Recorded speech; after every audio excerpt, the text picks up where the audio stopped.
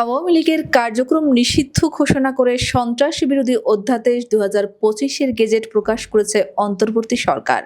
এই গেজেট অনুযায়ী ২০০৯ সালের ১৬ নং আইনের ধারা ২০-এর খ উপধারা ১-এর দফা তে বলা হয়েছে, উক্ত সত্তা কর্তৃক বা উহার পক্ষে বা সমর্থনে যে কোনো প্রেস বিবৃতির প্রকাশনা বা মুদ্রণ কিংবা গণমাধ্যম, অনলাইন সামাজিক যোগাযোগ মাধ্যম বা অন্য যে কোনো মাধ্যমে যে কোনো ধরনের প্রচারণা অথবা মিছিল, সভা সমাবেশ বা সংবাদ সম্মেলন আয়োজন বা জনসম্মুখে বক্তৃতা প্রদান নিষিদ্ধ করিবে।